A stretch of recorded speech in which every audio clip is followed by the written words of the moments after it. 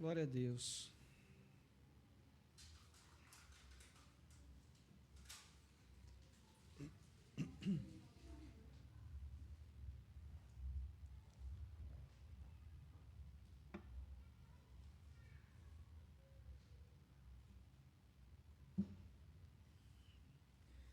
Convido você a abrir a sua Bíblia na carta de Paulo aos Romanos, capítulo 1.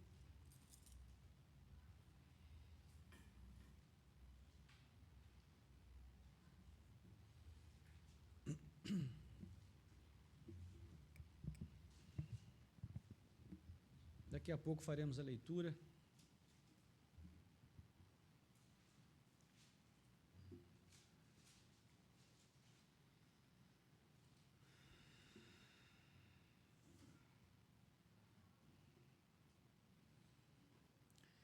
Irmãos, na minha geração, nós tínhamos uma perspectiva muito diferente da vida que se vive hoje, né? A juventude de hoje muito diferente da nossa época, a adolescência de hoje é muito diferente da nossa época, daqueles que são da minha geração. E quando nós éramos crianças, nós crescemos conhecendo uma figura sempre presente em todas as festas, chamada de penetra. Quem já ouviu falar? Penetra. Quem já foi penetra em alguma festa?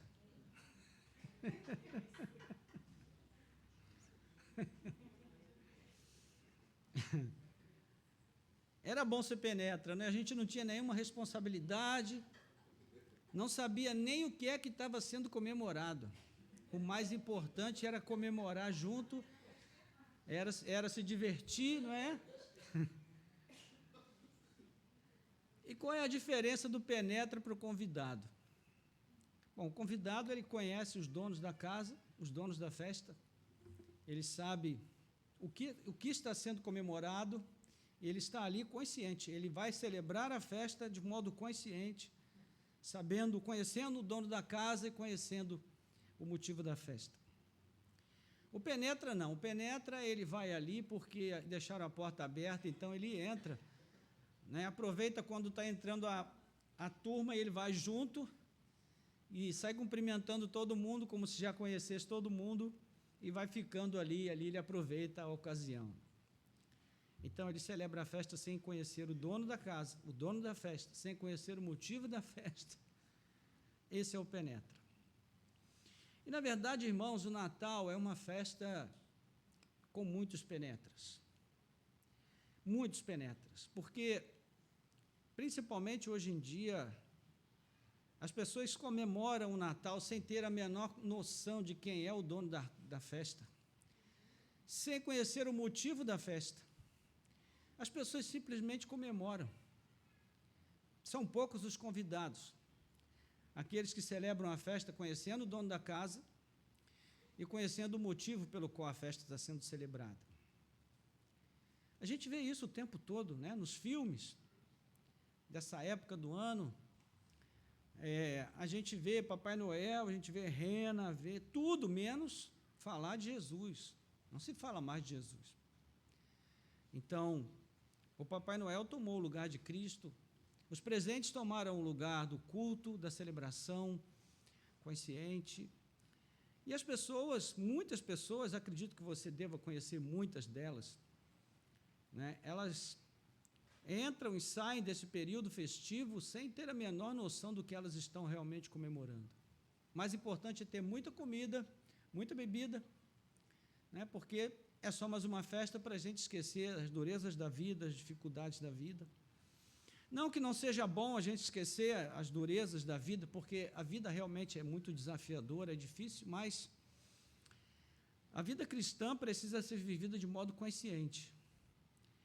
E nós, como cristãos, pelo menos nós, espera-se que nós saibamos o que estamos comemorando.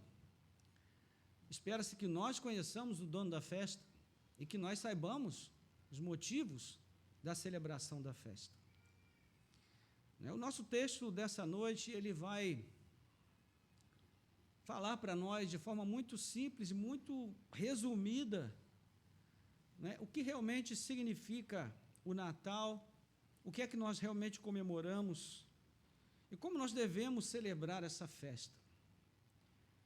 E é sobre isso que eu quero pensar um pouco com os irmãos nessa noite, dentro daquilo que Deus nos deu para a nossa reflexão. Então, eu convido você a abrir a sua Bíblia, então, de novo, se você já abriu, se não abriu, abra em Romanos, capítulo 1. Eu ainda não abri, vou abrir agora. Nós vamos fazer a leitura no verso 16, versos 16 e 17. Romanos, capítulo 1, 16, 17. Diz assim a palavra de Deus: pois não me envergonho do evangelho, porque é o poder de Deus para a salvação de todo aquele que crê, primeiro do judeu e também do grego, porque a justiça de Deus se revela no evangelho de fé em fé, como está escrito: o justo viverá por fé. Glória a Deus. Vamos orar? Nosso Deus e Pai, graças te damos pela alegria de podermos estar diante da Tua palavra mais uma vez nessa noite. Obrigado pela Tua graça, pelo Teu amor, pela Tua misericórdia, pelo Teu cuidado sobre nós ao longo de todo esse dia. O Senhor nos deu vida e saúde para que nós pudéssemos estar novamente aqui na Tua presença. Te agradeço pelos irmãos que estiveram aqui pela manhã e voltaram agora à noite, por aqueles que não puderam vir pela manhã, mas vieram à noite. Te agradeço pelo esforço, o sacrifício de cada um para chegar aqui. Que o Senhor nos recompense, Pai, com grande graça e misericórdia, através da Tua palavra, através de cada um dos atos deste culto. Nós pedimos a Tua bênção, a Tua direção para esse momento, pois não podemos fazer nada que não seja debaixo da Tua direção e da Tua orientação. Então, Pai, nós te pedimos, abençoa-nos e guia-nos na Tua palavra. Nós oramos em nome de Jesus. Amém. Glória a Deus. Muito bem, irmãos. Bom, todos conhecem bem a carta de Paulo aos Romanos. É uma das cartas mais conhecidas, das quais nós mais falamos.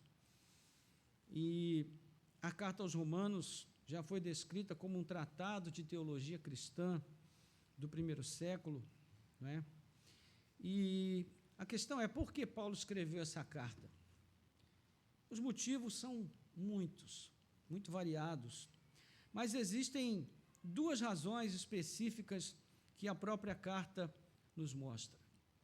A primeira razão tem a ver com 3 cidades: Jerusalém, Roma e Espanha.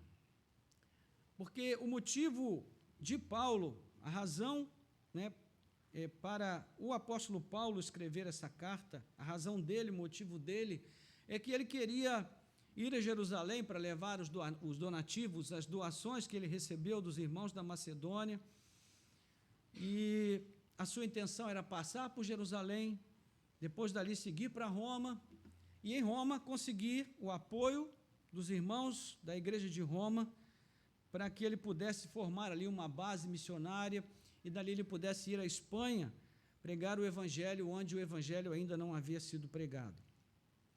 Então, Paulo tinha a intenção, evidentemente, de abençoar os irmãos, pregando ali o evangelho de Cristo, conforme o Senhor o havia designado a fazer, e ele queria ter essa comunhão para que pudesse alcançar o seu objetivo final, que seria chegar à Espanha. Mas ele temia que talvez a sua ida a Jerusalém fosse a parte mais difícil da viagem. Então, se você ler depois no final da carta, você vai ver que Paulo pede que eles orem por ele, porque ele sabe o que o espera em Jerusalém, e nós sabemos que, no final das contas, hoje pela manhã falamos sobre isso, os seus temores se confirmaram, e em Jerusalém ele sofreu bastante, e saiu dali preso, e foi para Roma como um prisioneiro, né? Nós sabemos do final de Atos dos Apóstolos, a partir do capítulo 27, aquela viagem trágica, mas que acabou redundando em glória para o nome do Senhor. Então, esse era o motivo de Paulo, mas havia o motivo da igreja. A igreja de Roma era constituída em sua maior parte por gentios, mas havia também um grande número de cristãos judeus na igreja. E por conta disso, houve muitos problemas, especialmente em relação à questão de doutrina e teologia entre gregos e judeus.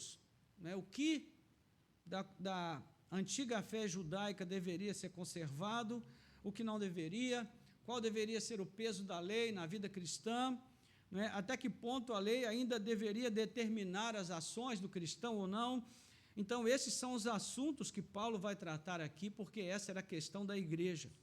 Então, basicamente, ele escreveu essa carta por esses dois motivos, porque ele tinha as suas razões pessoais, ele tinha o propósito de alcançar ali o apoio dos irmãos de Roma para a sua viagem missionária à Espanha, mas ele também escreveu com a intenção de tratar desses problemas que havia na igreja entre judeus e gentios. Bem, Paulo escreve essa carta tendo um pressuposto muito claro, desde o início.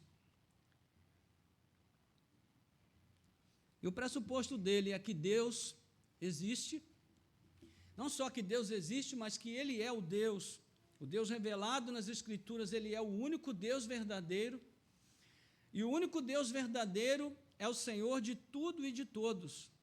Ele criou o homem para a sua glória, para que o homem manifeste a glória de Deus no mundo. Então, esse Deus, que criou todas as coisas para a sua glória, é o único Deus verdadeiro, e Paulo parte desse pressuposto.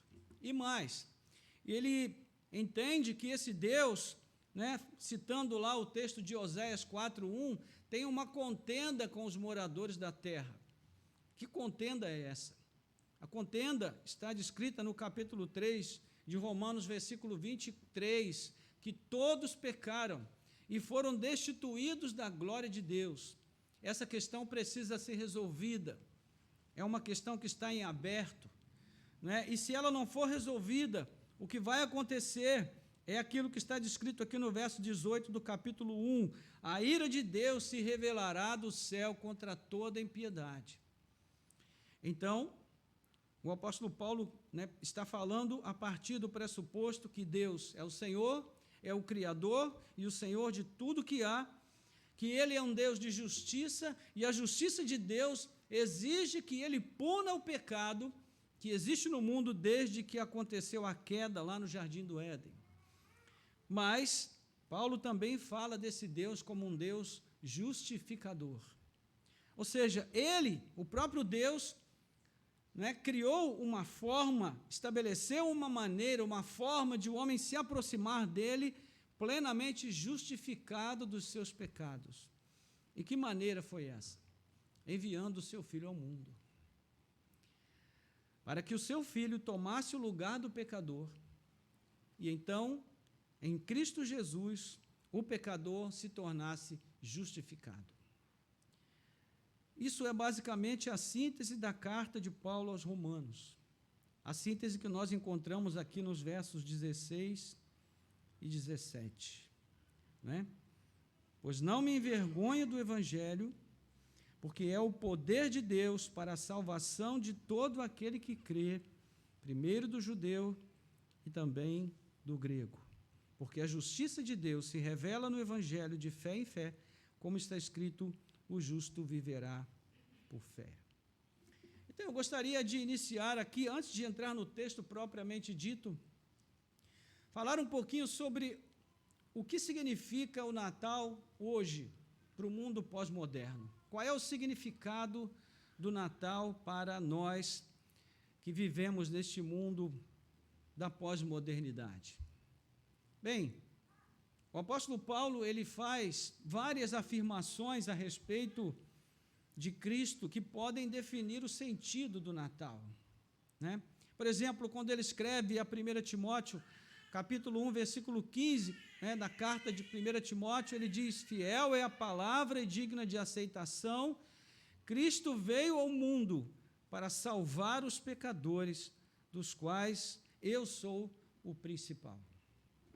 Então, irmãos, a primeira coisa que é fundamental para que nós possamos celebrar o Natal com consciência é entender qual é a nossa posição perante Deus.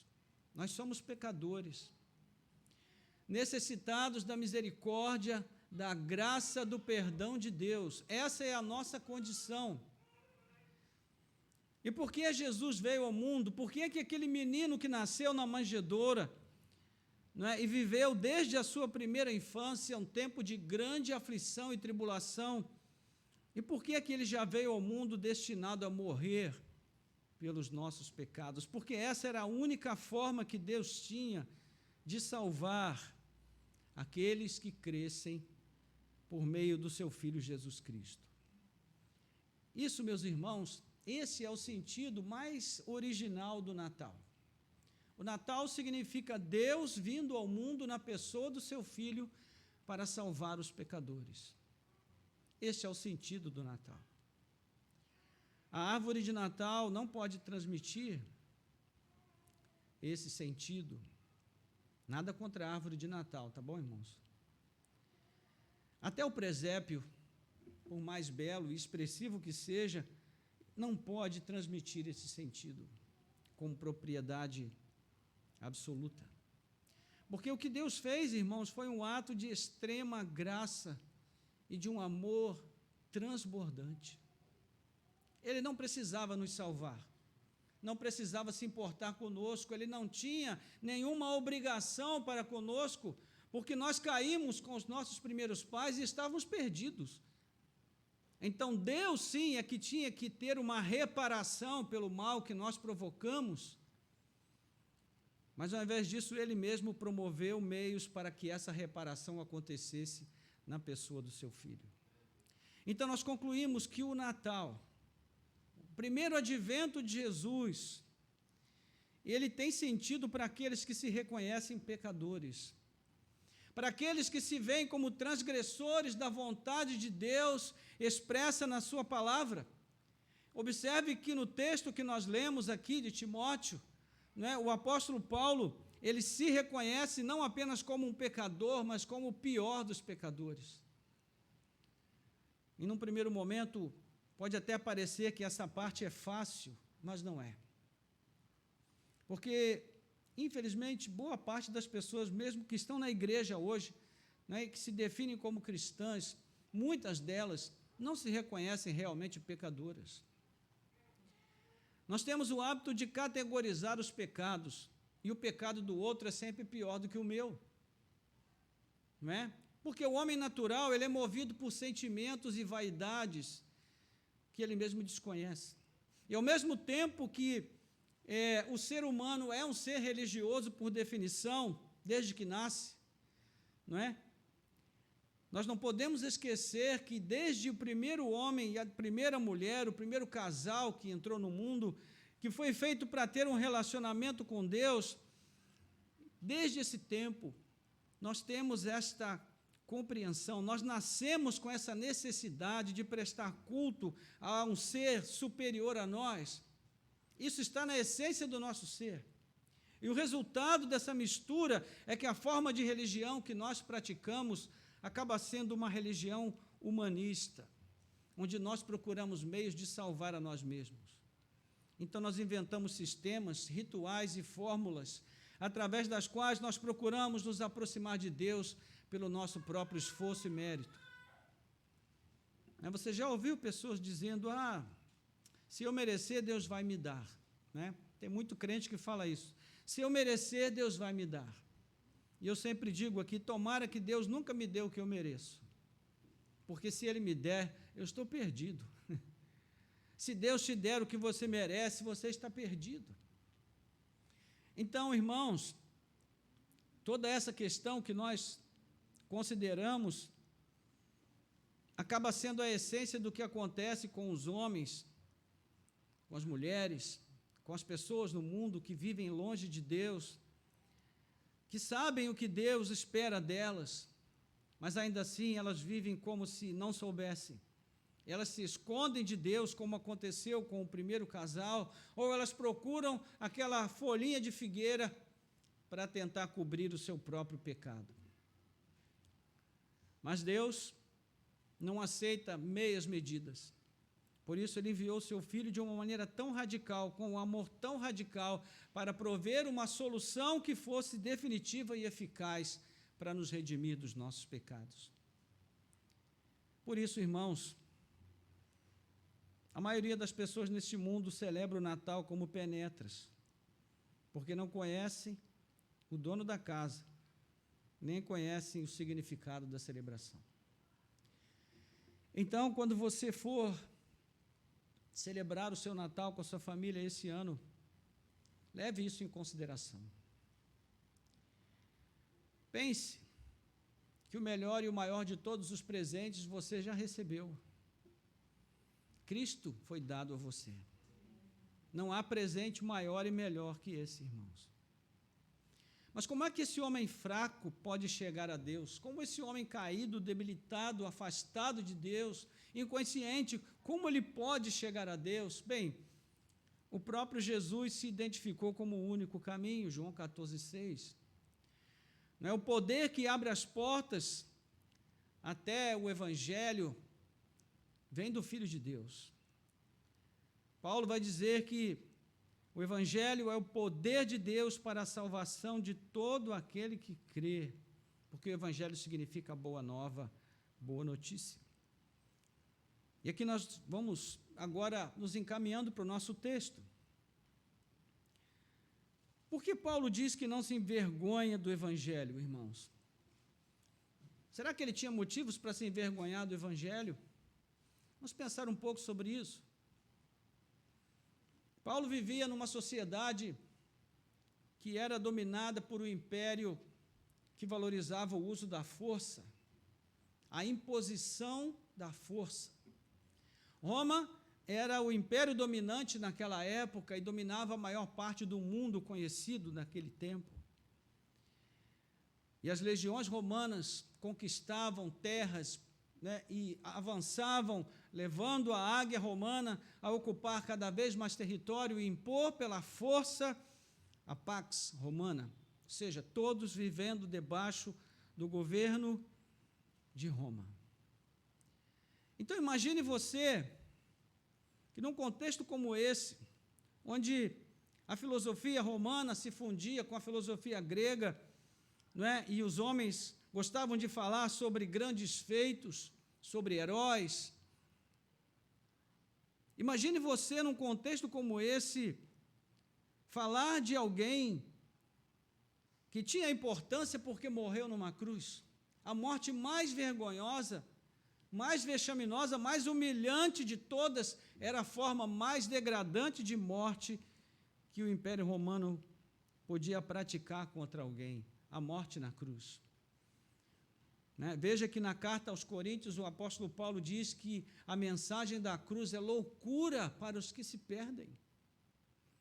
Porque, meus irmãos, quem pode ter como herói um homem que morreu pendurado numa cruz?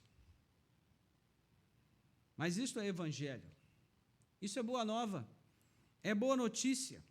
E Paulo diz que ele não se envergonha do evangelho. Os judeus, seus irmãos, aos quais ele deu as costas quando teve o encontro com Cristo no caminho de Damasco, na verdade, ele mesmo não deu as costas para os seus irmãos, mas os seus irmãos deram as costas para ele, porque consideravam vergonhosa aquela maneira que ele agora cria e a mensagem que ele pregava. Então Paulo diz, eu não me envergonho do Evangelho. Meus irmãos, a mensagem de Cristo é sempre uma mensagem desafiadora para aquelas pessoas que não se reconhecem como pecadoras. A mensagem de Cristo é sempre desafiadora para aquelas pessoas que querem o Evangelho, que querem Jesus, mas não querem se humilhar, não querem morrer para o mundo e para si mesmas. Elas querem manter a sua grife, o seu status. Mas não há status nessa fé que nasce a partir do testemunho de um homem que morreu pregado numa cruz. É por isso, irmãos, que Jesus disse que quem quiser vir após mim, tome a sua cruz. Ou seja, morra primeiro para si mesmo, para o mundo, então depois venha e me siga. Então, há motivos para se envergonhar do Evangelho? Sim. Para aqueles que não creem, há motivos para se envergonhar. E há muitos cristãos que se envergonham da mensagem da cruz. Então, elas preferem pregar prosperidade, porque prosperidade é uma mensagem mais simpática e todo mundo aceita. Venha para Jesus e todos os seus problemas terão fim. Você vai ter uma casa nova, não é? Roupas novas, um guarda-roupa cheio de coisas novas. Você vai ter novo relacionamento.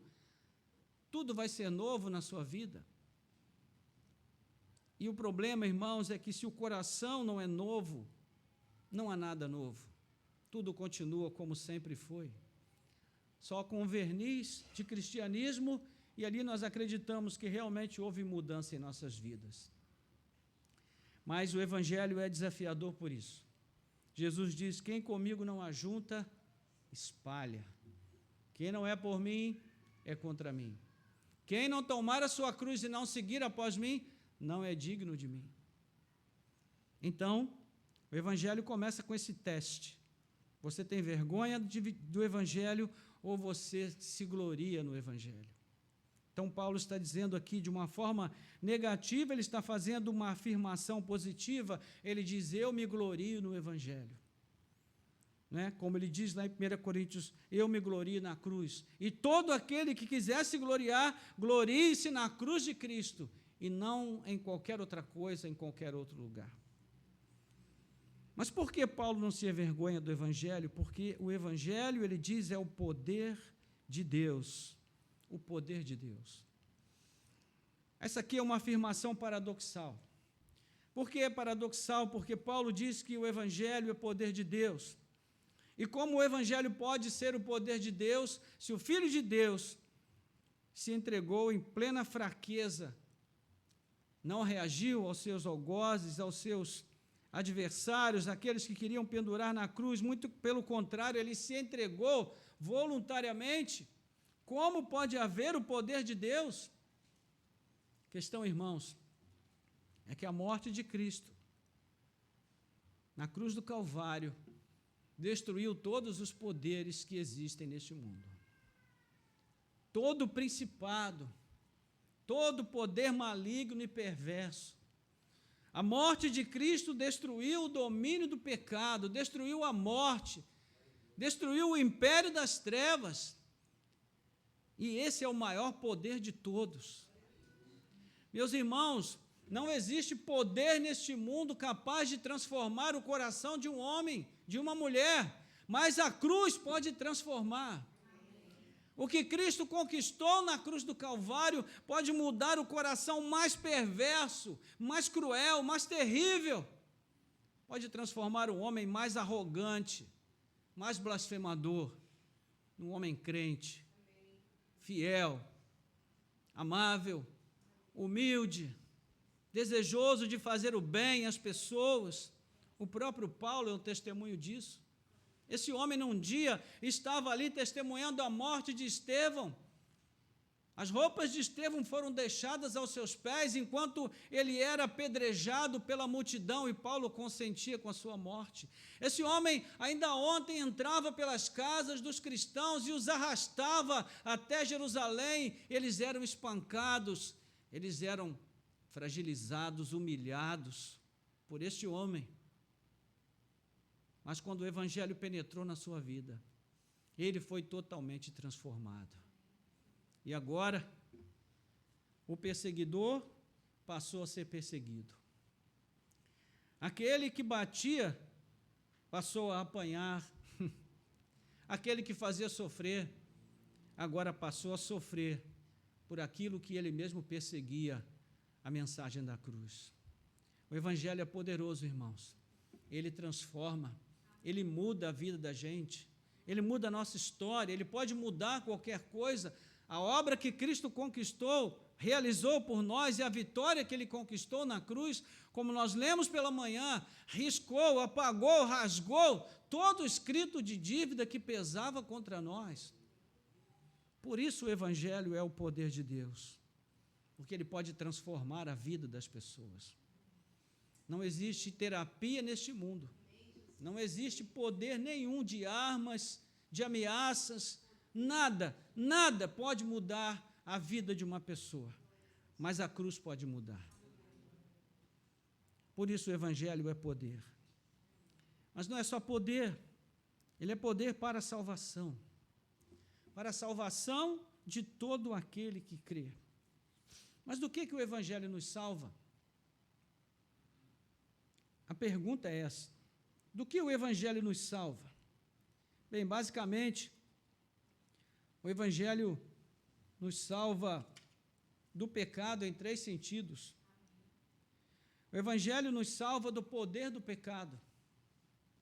Capítulo 6 da carta de Paulo, aqui, essa carta aos Romanos, ele vai dizer que a cruz de Cristo anulou o poder do pecado sobre nós. E desde então, o pecado não mais terá domínio sobre as nossas vidas, porque nós devemos nos considerar mortos para o pecado e vivos para Deus em Cristo Jesus. Ou seja, o poder do pecado foi destruído de sobre as nossas vidas. Eu gosto de uma canção do Estênio Márcios, onde ele fala a respeito da obra de Cristo na cruz. E ele diz que naquele momento Jesus tomou,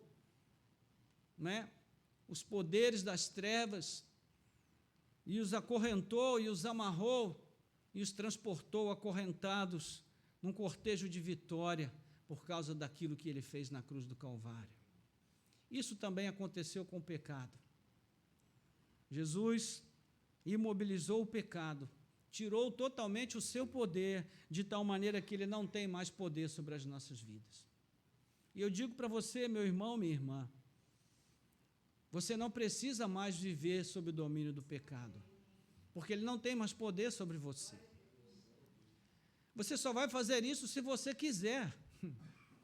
Mas saiba que você pode viver como alguém que é livre. Considerai-vos mortos para o pecado e vivos para Deus. Mas Cristo não nos livrou somente do poder do pecado, Ele também nos livrou da culpa do pecado.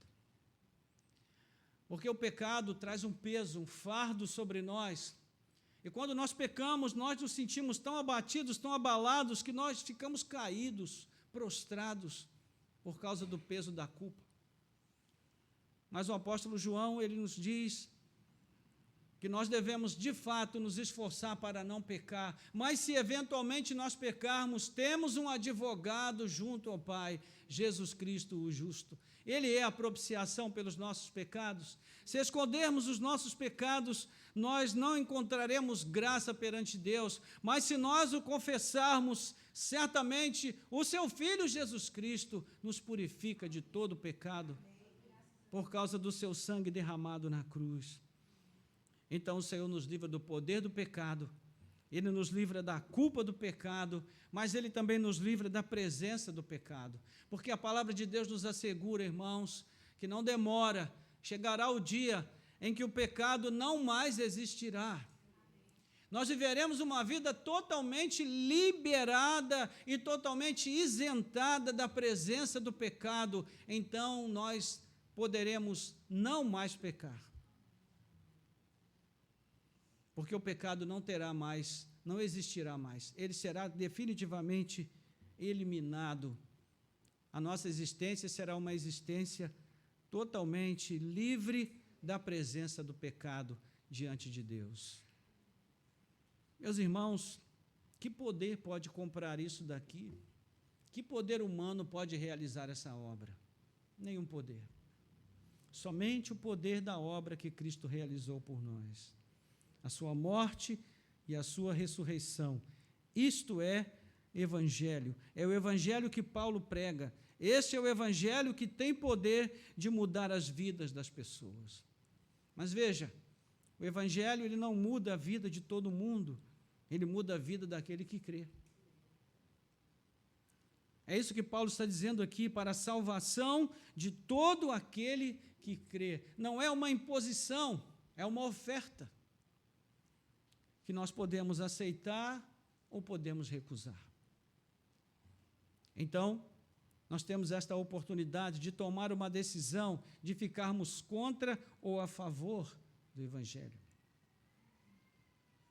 Então, nós precisamos, irmãos, olhar para esse texto aqui de Paulo aos Romanos e tomá-lo como algo que diz respeito a nós agora, nesse dia. Nós precisamos nos reconhecer como pecadores, necessitados da graça e da misericórdia de Deus e dizer: sim, Senhor, eu quero tomar sobre mim o jugo de Cristo, porque o seu jugo é leve, o seu fardo é leve e o seu jugo é suave. Eu quero receber essa graça que tem sido concedida àquele que crê em Jesus. Isso é Natal, meus irmãos. Natal é vida.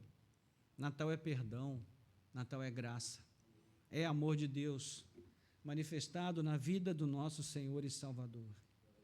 Aquele meninozinho da manjedoura não permaneceu bebê para sempre, ele cresceu, se tornou um rapazinho, depois um jovem, depois um homem feito, e esse homem feito encaminhou a sua vida até que ela pudesse ser tirada na cruz do Calvário, mas ao terceiro dia ele ressurgiu dos mortos. E ele está sentado à mão direita de Deus Pai, de onde ele há de vir para julgar os vivos e os mortos.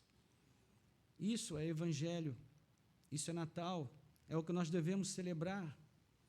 Então Paulo diz que este Evangelho ele salva indiscriminadamente.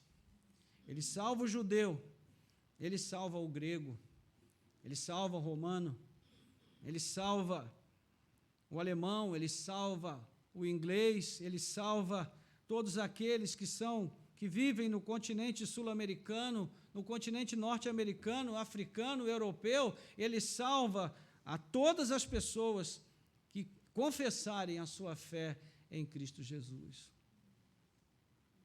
Não faz acepção de pessoas. Ele salva todos os tipos de pessoas.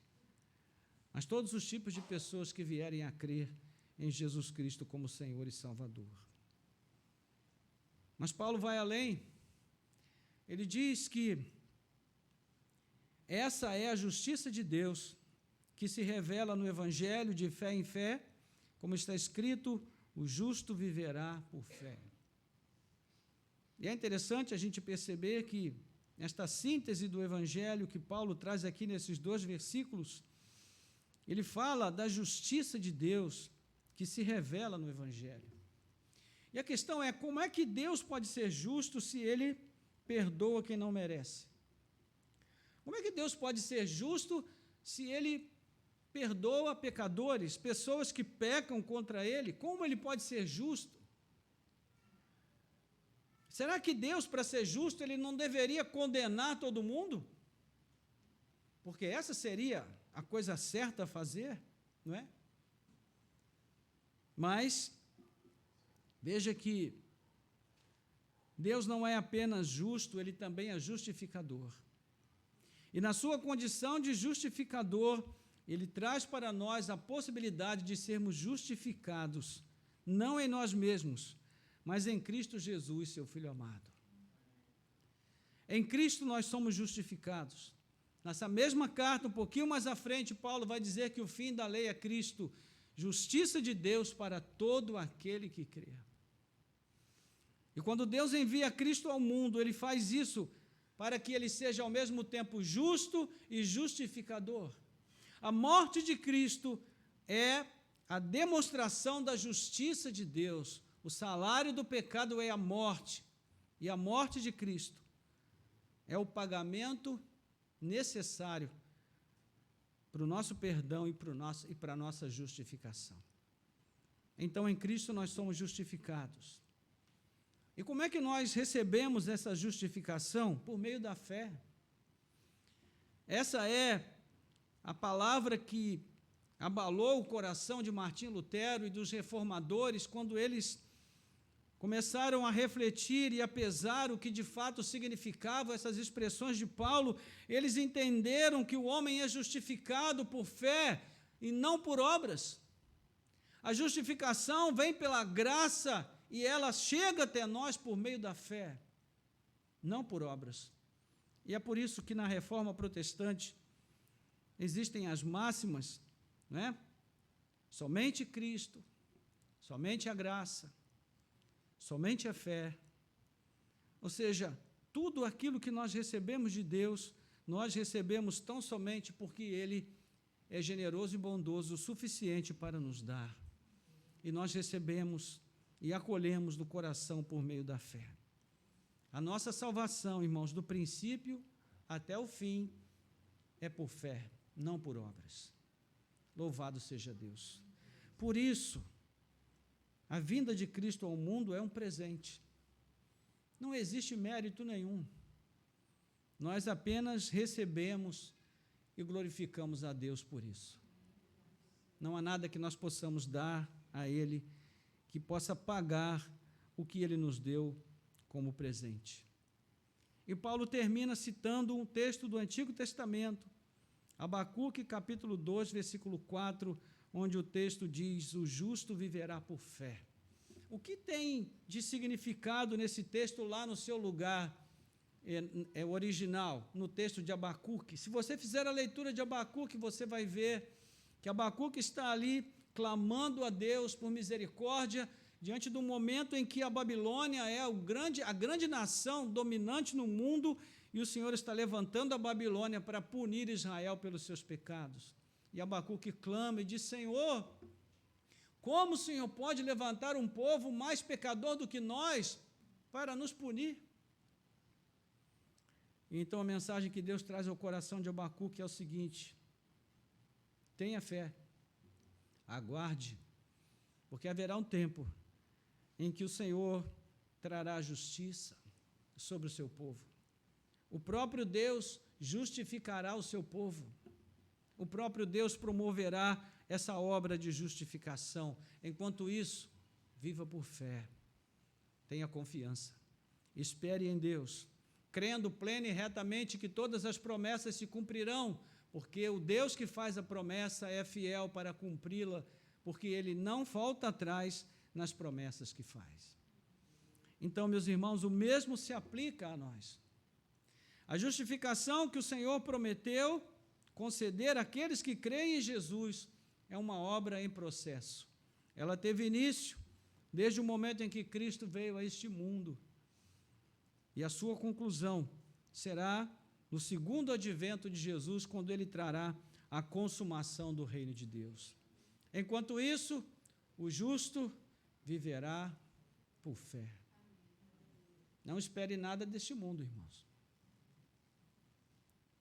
Não espere que este mundo vai trazer justiça. Não existe justiça nesse mundo. Nesse mundo existe lei, mas justiça não.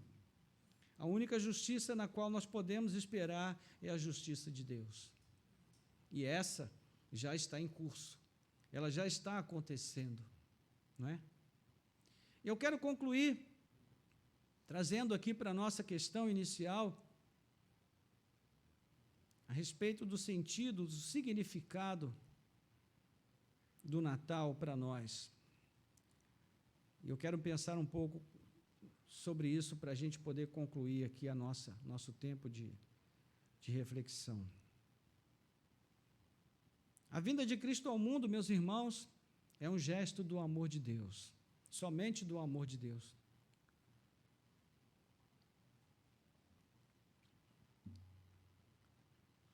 E o ponto que nós consideramos aqui, que nós temos considerado aqui, é se nós vamos celebrar o Natal como convidados ou como penetras.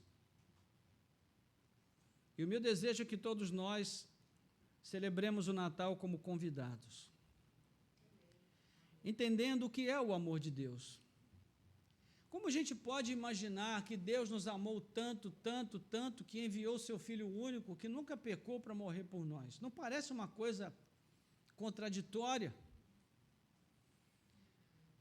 O ponto de Deus ter nos amado tanto, que entregou seu Filho único, que é o Filho mais amado, para morrer no nosso lugar.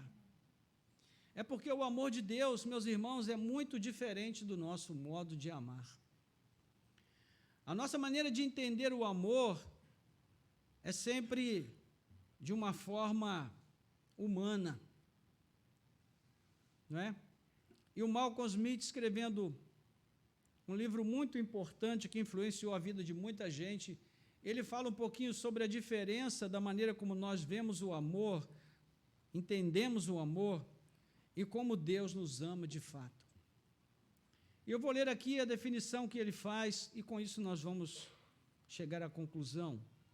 Ele diz assim, abre aspas, os gregos definiram o amor como eros, cujo significado seria desejo para mim mesmo, o mais elevado, o melhor e o mais belo.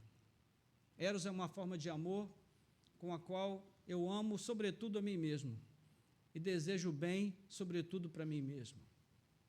Né? Então, continuando aqui, todas as regras e normas pelas quais o homem acredita agradar a Deus encontram a base em eros. Para o homem decaído, Deus é eros mais perfeito. Assim, Deus quer perto de si as pessoas mais belas, mais capazes, mais inteligentes, ou seja, Ele quer perto de si apenas o melhor. Não se parece com o espírito desse mundo, irmãos? Então ele diz, essa é a essência de todas as religiões fora de Cristo.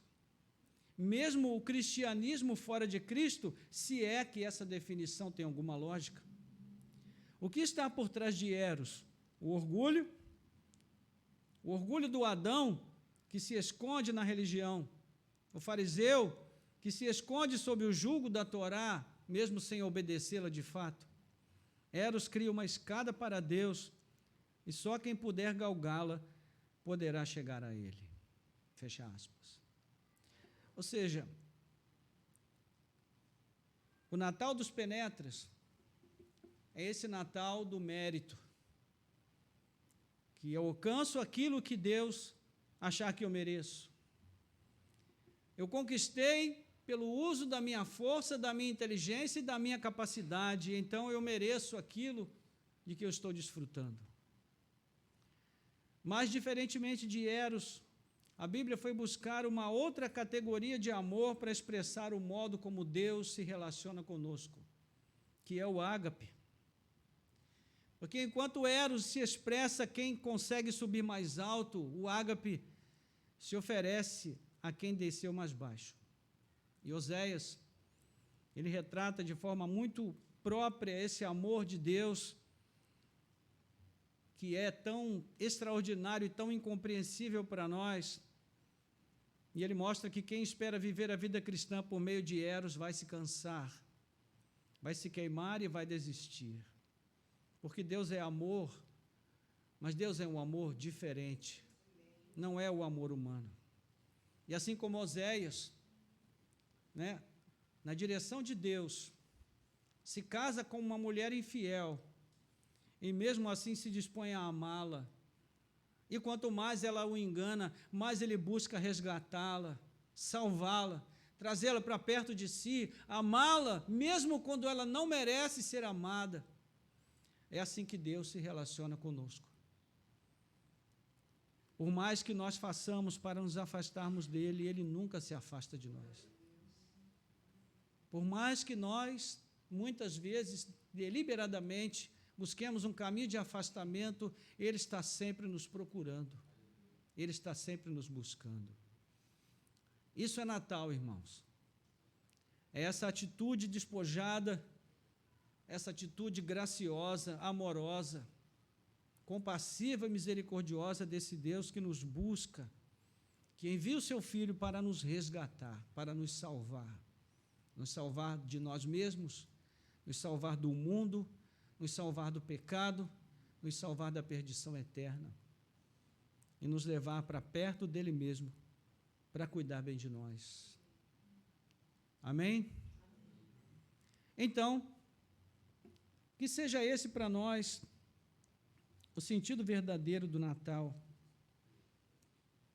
sentido real, porque só há, de fato, esse sentido.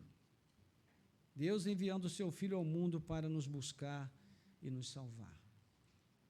Eu quero fazer 3 aplicações aqui apenas para nós podermos concluir e orar.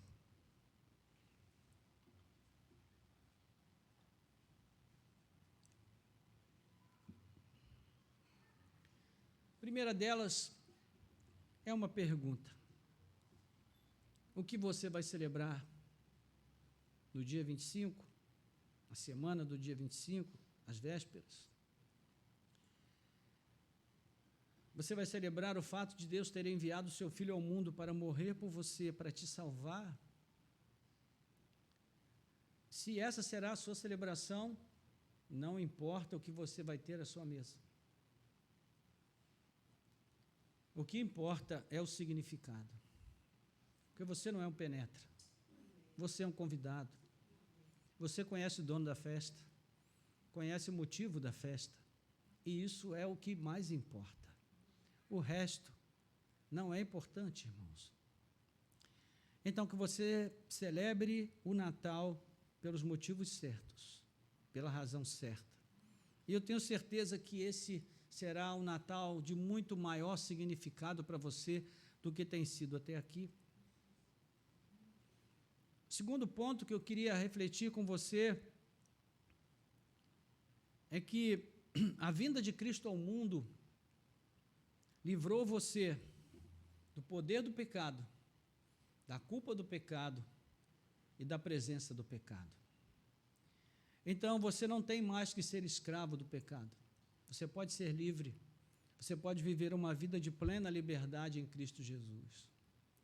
Você não é mais escravo do pecado, como Paulo vai dizer em Romanos capítulo 8, versículo 12, que citamos hoje pela manhã também. Você não deve mais nada à carne. Você pode viver uma vida no Espírito e andar na presença de Deus com plena liberdade. E terceiro, o Natal traz também consigo essa possibilidade de nós deixarmos de cultuar, coisas, ao invés de cultuarmos a Deus. Ele nos livra, nos libera de adorarmos posições, de adorarmos títulos, de adorarmos coisas, de adorarmos pessoas, ao invés de adorarmos a Deus. O Natal nos livra da idolatria, irmãos. Porque quando nós olhamos para o ato despojado de Deus, a atitude despojada de Deus, de ter enviado o seu Filho ao mundo para entregar a sua vida por nós, nós percebemos que não há nem mesmo sentido em buscarmos qualquer outra coisa, qualquer outro amor que seja maior do que o amor a Deus em nossas vidas. Se você depois fizer a leitura a partir do verso 18, você vai ver que é exatamente isso que Paulo vai trabalhar. Ele vai dizer, gente, vamos nos despertar aqui. Nós não fomos criados para adorar a criatura, nós fomos feitos para adorar o Criador. Então, que nós também possamos nos livrar de toda essa inquietação. Você não tem que gastar R$100 para comprar 1 quilo de castanha para comer no Natal. Deixa para comprar depois, fica muito mais barato. Não é verdade? Tem gente que, se não comprar castanha, acha que o Natal não foi completo. Tem outro que, se não comprar o bacalhau, acha que o Natal não foi divertido. Se não tiver fartura. Isso, meus irmãos, é idolatria. É o culto às coisas, aos bens, ao invés de cultuarmos o verdadeiro sentido do Natal. Tem muita gente que fala que Natal é para a gente celebrar o aniversariante, como se Jesus continuasse sendo homem entre nós. Meus irmãos, tem muita coisa esquisita, não tem? Nós precisamos da palavra de Deus para nos libertar, para abrir os nossos olhos, nos trazer o entendimento acerca do sentido correto a respeito de tudo isso. Então, eu desejo que você não seja um penetra na festa, que você seja um convidado, e celebre como convidado, porque você é um convidado mais que especial para esta celebração. Amém? Vamos orar, curva a sua cabeça. Nosso Deus e Pai, graças te damos pela tua bondade, o teu amor, a tua misericórdia, em ter enviado o teu Filho ao mundo para morrer pelos nossos pecados. Ó Deus, nós te pedimos que o Senhor, ó Pai, traga plena consciência para nós, nesse tempo de advento, quando nós estamos aguardando a celebração do Natal, para que, ó Deus, a nossa celebração não seja distorcida, Senhor, de sentido, que nós possamos criar os nossos filhos, aqueles que ainda os têm pequenos, com plena consciência do que significa o Natal. E ainda que nós tenhamos em nossos lares uma árvore bela, enfeitada, com luzes, ainda que nós tenhamos meios para comprar bons presentes para os nossos filhos, e não há nada de mal nisso, mas que nós possamos explicar muito claramente para eles que o Natal não é isso. O Natal é o presente que recebemos de Deus, é a vinda de Cristo ao mundo para nos libertar do poder do pecado, da culpa do pecado, da presença do pecado, para nos levar para perto de Deus, para nos aproximar da presença do Pai, para eliminar essa distância que havia entre nós e Deus, para derrubar o muro de separação que havia entre nós e o nosso Criador, e para nos mudar de posição, quando nós deixamos de ser escravos do pecado e passamos à condição de sermos filhos de Deus. Bendito seja o teu nome, Senhor, por esta grande obra. Que o Senhor traga plena conscientização para nós nessa noite, ó Deus, de tal forma que nós possamos, ó Deus, celebrar o Natal como convidados especiais que somos do Senhor. Que a nossa celebração se volte, sobretudo, para Ti, para adoração ao Teu nome, para exaltação ao Teu nome, Senhor, e se com muito ou com pouco, seja cheio de alegria a nossa celebração.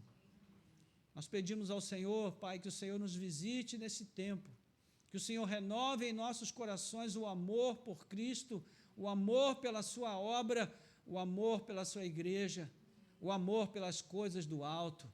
Que o Senhor renove, Senhor, este amor em nossos corações. Que o nosso amor por Ti não seja eros, mas seja ágape, que seja um amor sacrificial, assim como é o Teu amor por nós. Que nós possamos nos entregar a Ti incondicionalmente, assim como o Senhor entregou o Teu Filho incondicionalmente, para mostrar o Teu amor por nós. Nós oramos, ó Deus, assim com gratidão, e Te pedimos, ó Pai, que o sentido e o significado desse tempo possa trazer, Senhor, maior alegria, maior contentamento, maior satisfação para cada um de nós. Nós Te pedimos e agradecemos, em nome de Jesus. Amém. Amém.